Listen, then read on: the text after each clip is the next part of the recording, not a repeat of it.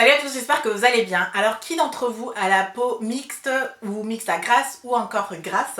Je sais pas, dites-moi dans les commentaires quel type de peau vous avez.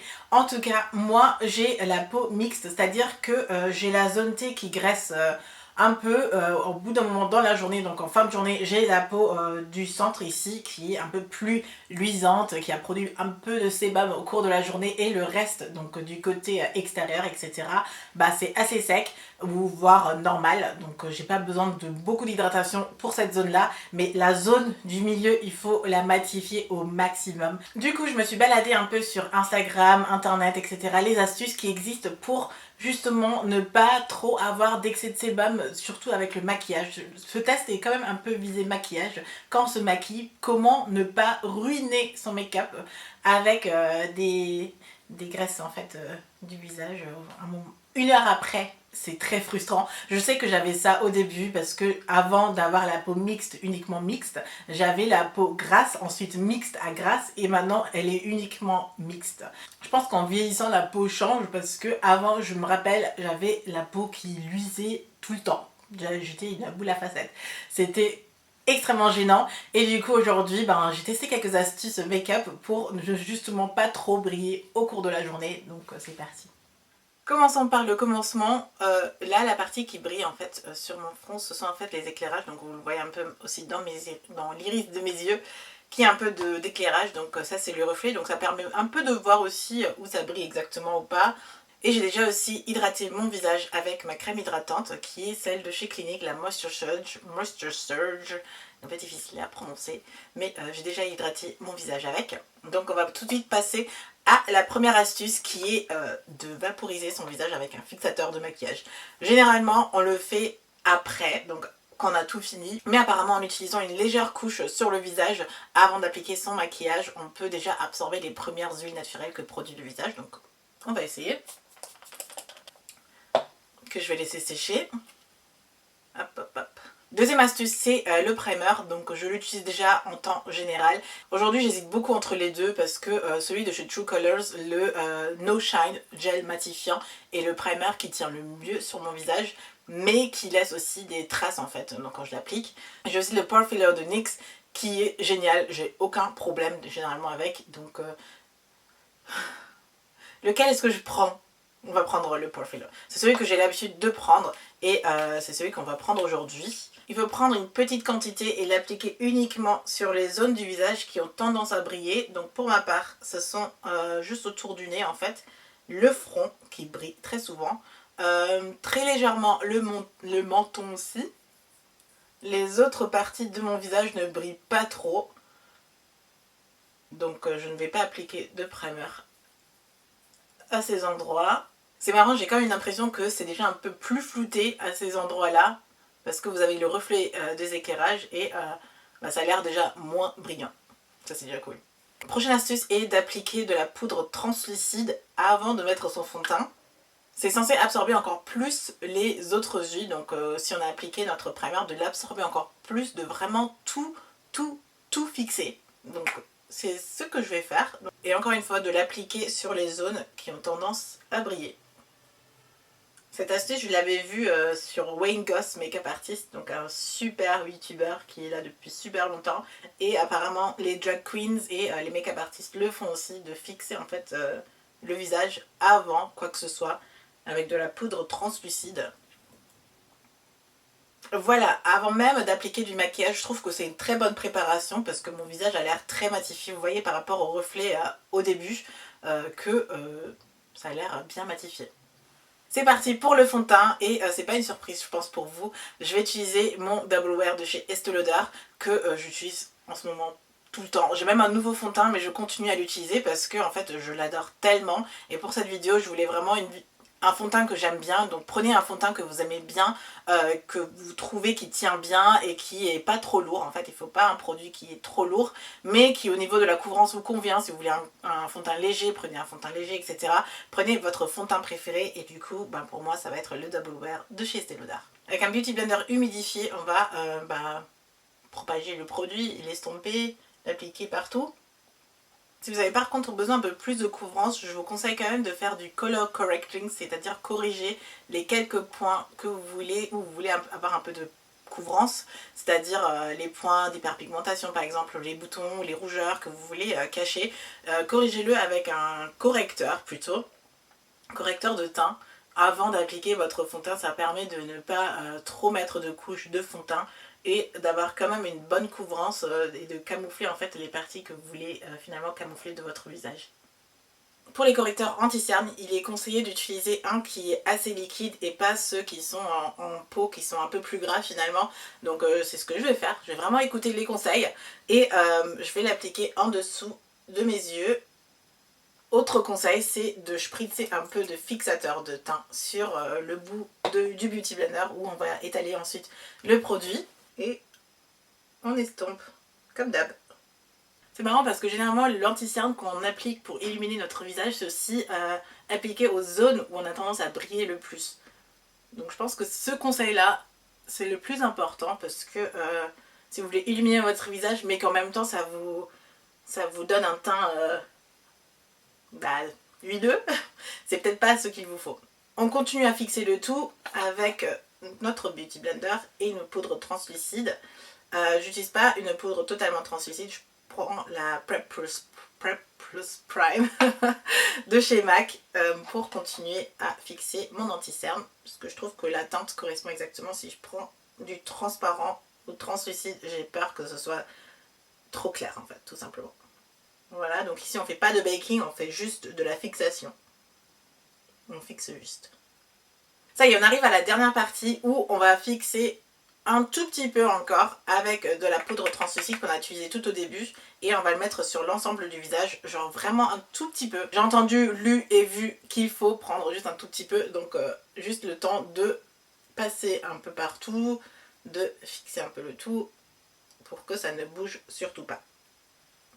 Et je vous ai menti parce qu'il y a encore des dernières étapes, c'est fixer tout le maquillage avec ce spray, mais je vais déjà terminer le reste de mon maquillage et revenir fixer le tout avec ce spray, donc on se voit tout de suite.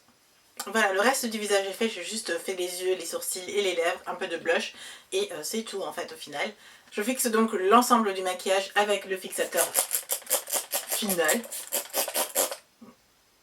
Ok ? Je laisse sécher un peu et a priori mon maquillage va tenir toute la journée, donc c'est ce qu'on va voir. Alors ça tombe bien, j'ai un rendez-vous, je suis plus ou moins en retard. Il est dans 15 minutes et j'ai pas du tout prévu d'être à l'heure.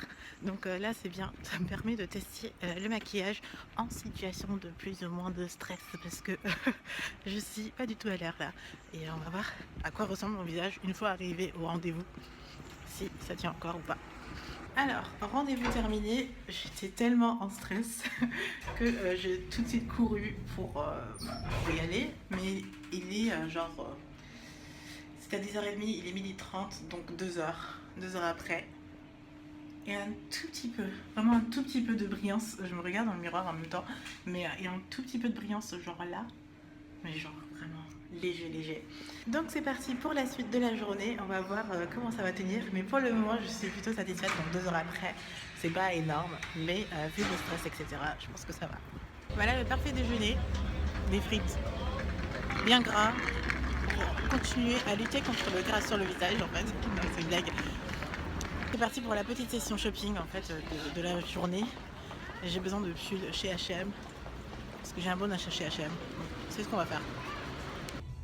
C'est parti pour quelques essayages et là clairement ce pull est trop grand pour moi, mais jamais cet effet sur les épaules en fait, du coup je voulais quand même l'essayer mais finalement ça marche pas, mais c'est la très bonne lumière aussi pour vérifier si mon maquillage tient toujours ou pas. Alors je remarque que sur mon front ça brille un tout petit peu, mais c'est pas le truc de ouf non plus en fait, parce que c'est normal, il faut que ça brille. Voilà, ça y est, je suis arrivée chez moi. Mes achats sont juste derrière moi, vous les voyez juste là. Je suis propriétaire de 4 nouveaux pulls, enfin. Je pense que je vais avoir enfin chaud peut-être, parce que je meurs de froid dans ce pays. À la lumière on voit plutôt bien, j'ai le visage qui ne brille pas trop. C'est assez extraordinaire, ça fait 4 heures Voilà, ça fait à peu près 4 heures que je porte mon maquillage et on va dire que j'ai quasiment pas de brillance, donc ça c'est plutôt quelque chose de positif. Donc je vais continuer à travailler et on va voir ce que ça donne au fur et à mesure. On continue le test, hein, on continue. 17 heures bientôt, je fais une petite pause dans le travail et j'ai pas l'impression que c'est hyper gras. Genre ça a un tout petit peu graissé, mais c'est pas le truc de malade non plus. Donc je suis assez surprise là. 19h30, je m'apprête à partir dîner et je vois qu'il y a quelques petites brillances que personnellement j'aurais retouchées avant de sortir. J'ai juste remis du rouge à lèvres. Et bon, le front, personnellement, je mettrai quelque chose, les ailes du nez un tout petit peu, mais vous voyez que c'est pas dramatique non plus. Donc je vais sortir comme ça et on va voir le dernier rendu quand je vais rentrer, comment ce sera. Vous vous rendez compte que j'ai complètement, mais alors là complètement oublié de vlogger ou de filmer notre repas. On a mangé italien avec Marianne qui est aussi blogueuse. Je pense que vous allez la voir bientôt sur des vlogs ou autres. Mais en tout cas, on a mangé et là c'est terminé, je vais rentrer chez moi. D'ici, ça a l'air pas mal. Je vais juste chercher où je dois prendre mon métro. Faut descendre encore un en plus. Genre je suis à un arrêt de Francfort que je connais pas. Super. Je me retrouve toute seule à l'arrêt avec 13 minutes. 13 minutes d'attente. Je propose qu'on se retrouve à la maison au dernier moment, verdict final sur le rendu du maquillage longue tenue, sans trop graisser. Personnellement, je trouve que c'est trop gras actuellement quand je vois le retour écran. Mais voilà, je préfère voir ça encore à la maison. Donc je vous dis à tout à l'heure. Ok, je pense qu'on est tous d'accord pour enfin dire qu'il est l'heure de enlever tout ça. Il est actuellement 23h moins 5. J'ai fini le maquillage à peu près vers 10h15. Donc approximativement, on va dire que le maquillage a tenu 13 heures. Bon, c'est plutôt pas mal parce que j'ai un peu de brillance sur les zones. Donc là, vous avez vraiment de nouveau les éclairages. Donc on peut vraiment voir le rendu final. Ça a recommencé à briller comme au début, mais c'est pas quelque chose de hyper gras, hyper luisant, etc. Donc là c'est aussi la lumière forte sur mon visage, donc c'est ce que ça donne si on met vraiment un gros fard sur mon visage. Voilà comment mon visage va réagir ou va briller, mais si vous affinez par exemple cette lumière, ça va pas être trop choquant. Et du coup je pense être plus ou moins satisfaite. Mais j'ai vraiment envie de tout enlever là. Donc je vais me munir de mes cotons et de ma solution micellaire Bioderma et je vais enlever tout ça. Et voilà, c'était tout pour mon test. Évidemment, il ne faut pas oublier qu'il y a aussi une étape de soin que j'ai pas mentionnée dans cette vidéo. Comme dit un peu précédemment aussi, j'avais une peau grasse et aujourd'hui j'ai une peau mixte. Entre temps, comment j'ai fait pour passer de l'un à l'autre? Évidemment, c'était des soins.